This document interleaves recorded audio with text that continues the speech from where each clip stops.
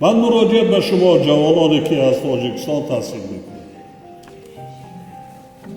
اگر خدا ما را جوان میکرد از نو، من باز از نو میخوندم.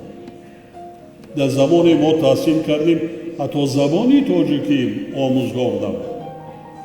آموزگار عموما نمیرسید، مکتب نبود. حالا همه چی مهیا شده. از اول من ساحه علم و معارف را پیدا کردم، حالی هم قرار دارم. برای چی؟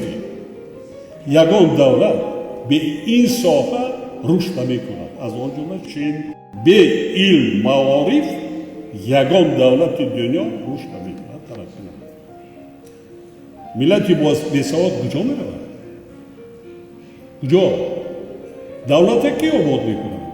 متخصص، دانشمند، معمار، مهندس، کامل.